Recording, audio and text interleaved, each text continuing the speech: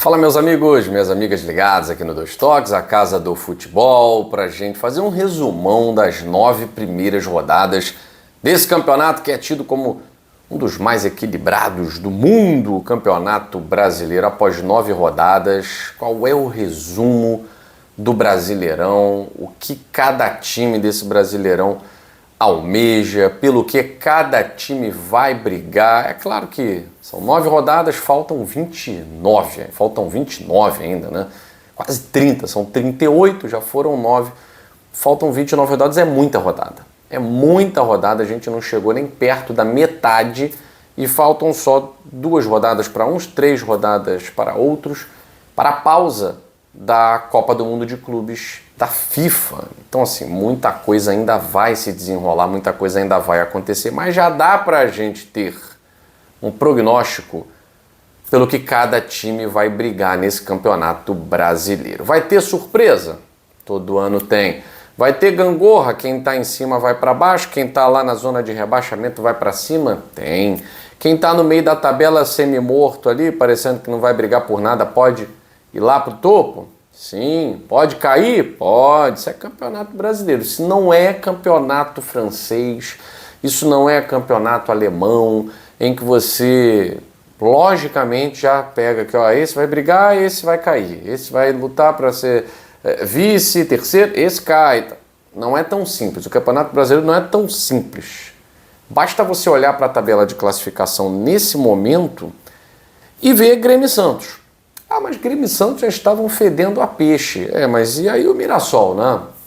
E o Mirassol, que era dado como queda certa. E nesse momento o Mirassol está na 12ª colocação, está ali em zona de Sul-Americana. Você tem clube aí como Fortaleza? Não, Fortaleza é o Fortaleza. É uma nova força nacional. E está ali a um pontinho da zona de rebaixamento, né? E tem clube que todo mundo falava que ia cair, como Ceará, Cruzeiro, que ia brigar lá embaixo, e tá lá em cima. Então o Campeonato Brasileiro não dá pra gente fazer uma análise decisiva, né? Mas dá para traçarmos aqui o que vai acontecer nesse resumão. Bom, a rodada 9, ela começa com uma vitória do Ceará para cima do Sport, que em tese seria um jogo bem equilibrado. O clássico nordestino, um Ceará ganhando os jogos dentro de casa, um Sport que precisa se reabilitar com o novo treinador, Antônio Oliveira, mas a situação do Sport me parece irreversível, né? No momento, 2 pontos apenas. 9 jogos, 2 pontos apenas. Está lutando para bater o recorde de pior campanha de um clube no Campeonato Brasileiro de pontos corridos nas 10 primeiras rodadas. Está lutando para bater esse recorde. E o Ceará está surpreendendo. O que a gente pode tirar disso aqui? Que o Sport, vou dizer que vai cair, porque eu não sou profeta, eu não sou vidente. Mas o Sport está seguindo o manual do rebaixamento. Já é um time que veio da Série B, o time que vem da Série B vem com orçamento de Série B. É muito difícil se manter, a gente sabe disso. O Sport não tem um patrocínio que pague milhões, né, uma coisa que garanta um elenco de qualidade, não vai se reforçar absurdamente na segunda janela. E o Antônio Oliveira veio para o lugar do Pepa e parece ter piorado o time do Sport. O Sport vai brigar para não cair. É a única luta possível do Sport. E do jeito que está ali na disputa bem acirrada com o Santos para ver quem pega essa lanterna, né? Já o Ceará está fazendo aquilo que o time com menor investimento que vem da Série B precisa fazer. Pegar a primeira parte do campeonato, em que todos os outros clubes estão envolvidos em Libertadores, Copa do Brasil, Mundial, né? E fazer o dele. O que é fazer o dele? Ganhar em casa do jogo que dá para ganhar. Se conseguir o empate fora, maravilha. Se perder de pouco, bom pro moral do time, tá? Então o Ceará está fazendo isso religiosamente. O Ceará aparece na 5ª colocação com 15 pontos após 9 rodadas. Eu não imaginava que o Ceará pudesse estar numa posição tão boa a 3 pontos do vice-líder Flamengo. Uma posição muito além daquilo que nós imaginávamos para o Ceará. Vai brigar lá na frente? Não acho. Não acho. Não tem como o Ceará aguentar 38 rodadas lá na frente. Pelo elenco que não tem. Então é fazer pontos o mais rápido possível para não sofrer nas rodadas finais. Vasco 3-0 no Fortaleza. E aí o seu Pedrinho vem com aquele discurso, engana a trouxa. Eu te falei para vocês, falando pro elenco, né? Que nós éramos dos 8 melhores elencos do país. Faltava só o Diniz. O Pedrinho tá aparecendo só na vitória, né? Quando chega na derrota ele não bota as caras. Né? E não botou as caras durante um bom tempo, porque o Vasco só perdia.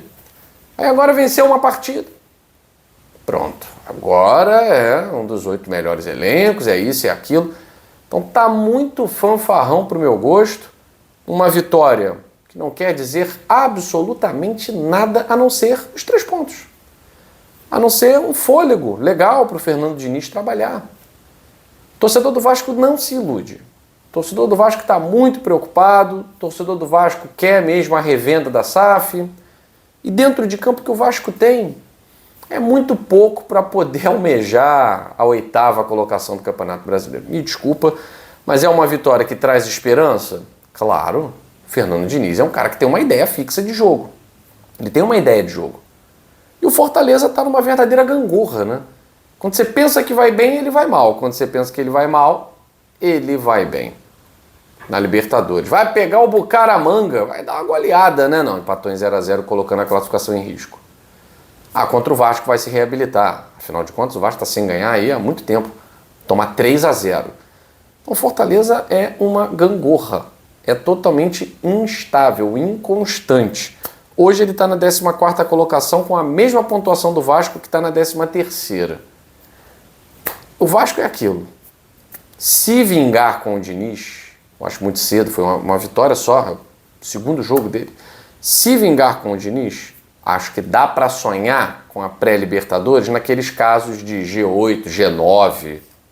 Dá para sonhar. O Vasco ano passado foi 10º. Né? Se tivesse G9, estaria a uma posição da pré-Libertadores. Né? Enfim. Mas, sinceramente, não acho que o Vasco vai dar saltos nesse Campeonato Brasileiro, não. Acho que vai ter uma sequência legal. Acho que o Fernando Diniz vai dar uma equilibrada. Mas depois, para a segunda janela, vai ver os grandes rivais se reforçarem. Eu não sei se o Vasco da Gama tem condição de se reforçar. E o Fortaleza, eu acho que vai pegar um elevador daquele jeito meio Fortaleza, né? Daquele jeito que a gente sabe que o Vojvoda tem capacidade. Vai ganhando aqui, ganhando acolá, ganha fora ali, belisca, quando vê tá lá na 7ª posição, tá lá na 8ª posição, vai brigar por G6. Para mim o Fortaleza termina na frente do Vasco, né? Apesar de o campeonato não estar mostrando isso agora, tá? O Fortaleza há pouco estava na zona de rebaixamento. São Paulo 2, Grêmio 1. Acho que isso diz muito mais sobre o Grêmio do que sobre o São Paulo, né? O São Paulo está ali na 11ª colocação, também estava em zona de rebaixamento, estava lá namorando com o Z4, um time que faz uma campanha muito estável na Libertadores. No Campeonato Brasileiro transformou-se num mero participante, né? Há muito tempo que o São Paulo é um mero participante do Campeonato Brasileiro. Está ali no meio da tabela, como tem acostumado nos últimos anos. Ano passado esteve melhor, mas também em nenhum momento ameaçou, tal, título, nada disso. Aquela briga meio insossa, né? E ganhando o Grêmio, eu acho que o São Paulo continua nessa briga ali ainda no meio de tabela, brigando por G6. Enfim, não vejo nada demais também nesse time de São Paulo. E o Grêmio é brigar para não cair. Mano Menezes é um treinador que vem para remediar o que está ruim. Ninguém vai transformar o Grêmio. Aliás, a gente até, nossas condolências ao que aconteceu com a família do Mano Menezes, né? Teve uma tragédia. A família do Mano Menezes perdendo um acidente de carro, 2 pessoas, então ele nem estava à beira do campo, né? Mas a situação do Grêmio é muito complicada. O Grêmio está na zona de rebaixamento e a briga do Grêmio é exatamente essa. Como foi ano passado, né? Corinthians e Santos. Corinthians é o time da ilusão. E ele pode te iludir a qualquer momento. Pode chegar, emendar uma sequência de 3 vitórias seguidas, aparecer ali em 8º. Ó, tô chegando, hein?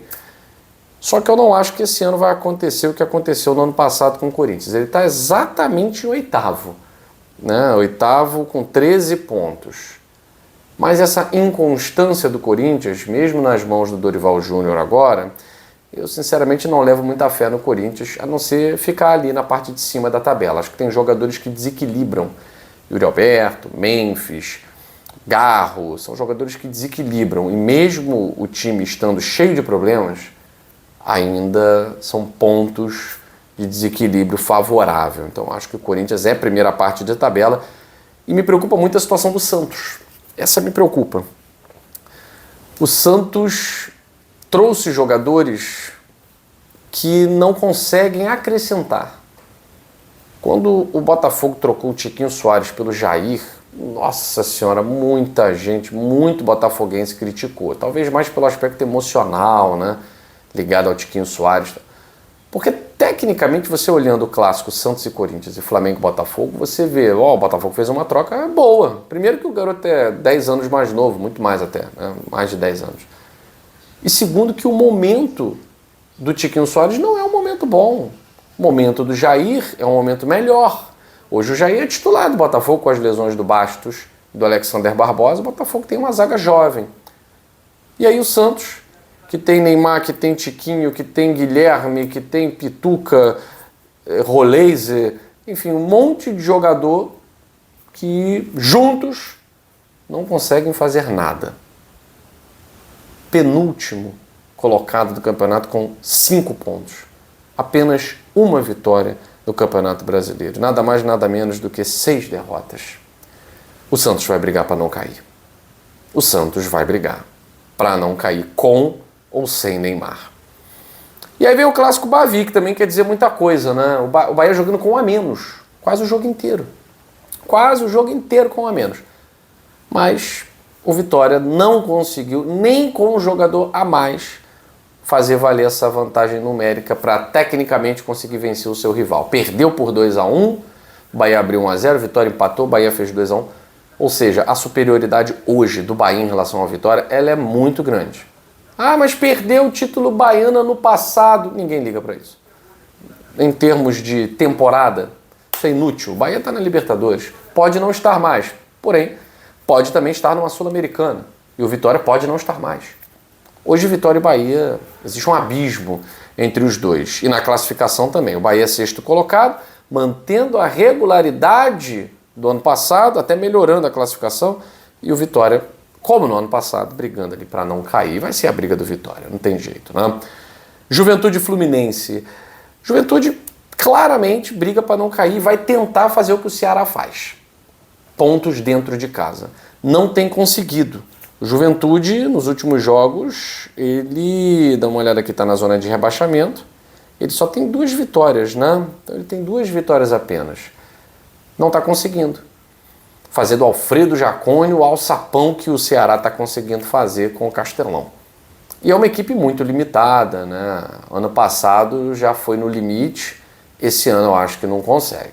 Também não vai fazer grandes investimentos na segunda janela, demitiu o seu treinador, quem chega não vai fazer milagre com o time que tem e vai viver de vitórias esporádicas. Não conseguiu vencer o Fluminense, Juventude briga para não cair. E o Fluminense, para mim, é meio de tabela. Um time manjado, com um treinador manjado, vai conseguir vitórias? Claro, é o Fluminense. Eu não estou falando aqui do Mirassol, do Juventude, estou falando do Fluminense.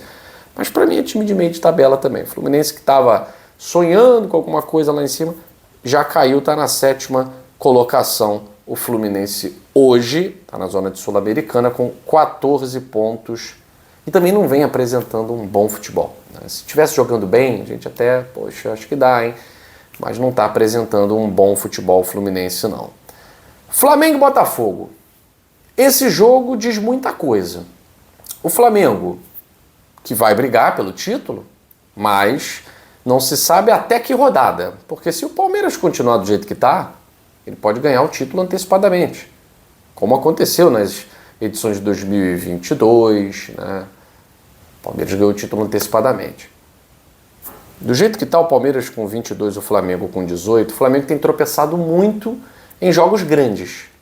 Esse time do Flamengo, o Felipe Luiz deu a desculpa do calendário, todo mundo dá, e o calendário tem feito alguns jogadores não jogarem. Todo time tem isso, Felipe Luiz. Isso não é justificativo. Ah, o Arrascaeta não aguentou, o Bruno Henrique jogou no sacrifício, isso e aquilo. O adversário também, Savarino não jogou, Arthur não jogou, Bastos não jogou, Alexandre Barbosa não jogou, um monte de gente não jogou. Né? Então não dá para colocar sempre o calendário como desculpa para os tropeços do Flamengo. O Felipe Luiz tem tropeçado, Felipe Luiz não tem convencido, tá? Teve aí um hype e agora a realidade vem à tona. Não é nenhum gênio, tem o melhor elenco do Brasil nas mãos e tem dificuldade de fazer esse melhor elenco do Brasil na classificação mostrar que realmente é um time que se sobrepõe aos seus rivais. Perdeu para o Cruzeiro, empatou com o Botafogo, empatou com o Inter, empatou o clássico com o Vasco. O Flamengo não venceu nenhum clássico ainda no Campeonato Brasileiro. Mas ainda sustenta a vice-liderança com 18 pontos. Enfim, eu vejo o Flamengo brigando pelo título, mas não sei até quando. Isso que o BAP disse que o Flamengo é prioridade do Flamengo é o Campeonato Brasileiro. Tá? O Botafogo é incógnita. Porque o Botafogo, nesse momento, ele aparece na 10ª colocação com 12 pontos. 10ª colocação, a 3 pontos do G6. Mas a 10 pontos do Palmeiras. Eu acho que o Botafogo esse ano vai participar do Campeonato Brasileiro brigando por G4. Até porque o G4 termina no Bragantino com 17. Né? Então o Botafogo está ali a 5 pontos. A gente sabe que Bragantino tem uma estrutura, tem investimento e tal, mas eu não sei se vai se sustentar por muito tempo.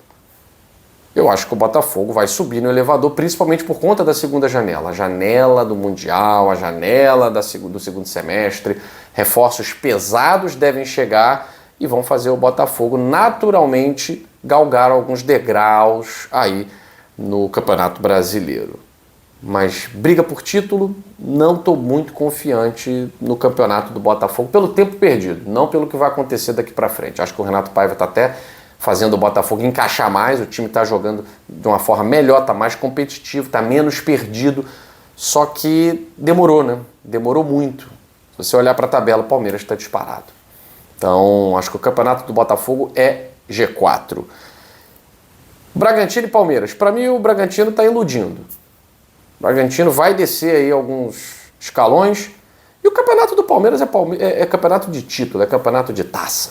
Não dá para pensar o contrário. É campeonato de taça, sim. Vai ser difícil tirarem esse status do Palmeiras. Como o Felipe Melo falou lá no Sport TV, Palmeiras é caçador. Está acostumado. Se está na frente, vai com tudo. Se está na rabeira, se está em segundo, ele vai caçando o seu rival até o final. Ano passado a gente viu o Palmeiras, faltando 3 rodadas, tomou a liderança do Botafogo. Então ele é um caçador nato. Se vai ser campeão ou não, também não depende só do Palmeiras. Tem os outros adversários, tem os confrontos diretos. O Flamengo vai ter 2 confrontos com o Palmeiras aí. O Flamengo pode tirar esses pontos do Palmeiras. Né? O Palmeiras pode ser ultrapassado pelo Flamengo nos confrontos diretos. Beleza. Mas o indicativo é Palmeiras seguindo nessa liderança, tropeçando muito pouco, e o Red Bull Bragantino naturalmente caindo. Não acho que vai sustentar G4, G6, não. Ontem um clássico chato, Cruzeiro e Atlético, né, no Mineirão, um clássico insosso. Um 0x0 foi a cara do clássico. Um Atlético Mineiro que deve ficar ali no meio da tabela, brigando por G6, e o Cruzeiro que também deve brigar por G6 e até por G4. O momento do Cruzeiro é muito bom, é o 3º colocado. Está sem a Sul-Americana, ou seja, não tem meio de semana para disputar, vai ter tempo de descanso e tem um elenco que está sendo azeitado a cada rodada que passa pelo Jardim. Então eu vejo o Cruzeiro brigando por G4 e vejo o Galo brigando por G6. E o Internacional, talvez a maior decepção, né, dessa primeira parte do Campeonato Brasileiro, é o Internacional do Roger Machado. Todo ano muita gente coloca a Inter como favorito. Eu coloquei esse ano o Inter como favorito ali na briga, até por título. Você perde um tempo procurando o Inter na tabela. Está em 15º. O Inter está em 15º. Empatar com o Mirassol em casa, olha, é daqueles indicativos de que a energia não vai suportar uma briga lá em cima. perder pontos para o Mirassol em casa tem seu preço. Você precisa vencer fora de casa, quem quer que seja. E o Inter não está vencendo. O Inter não está vencendo, não está convencendo. Venceu pela Libertadores, depende agora de si para se classificar. Mas vai pegar um Bahia enrascado, que não vai aceitar de cabeça baixa a eliminação. E o Inter empatando com o Mirassol, olha... E o Mirassol, para mim, vai brigar lá embaixo mesmo. Tá na 12ª colocação, vai brigar lá embaixo. Vai brigar lá embaixo. O time é fraco, o elenco é fraco, muito jogador já passado, né, experiente, tá apostando nisso, na experiência de jogadores com currículo para não cair, na malandragem, né, buscando esses pontinhos, mas ainda assim é muito pouco. O Mirassol ganhou do Corinthians e agora empatou com o Internacional, tá num momento interessante, mas não tem força para suportar. Para mim a briga é para não cair. E o Internacional, a grande decepção do Campeonato Brasileiro até então. Esse foi o resumão do BR 25 até o momento. Fico por aqui, até a próxima edição do Dois Toques, a Casa do Futebol.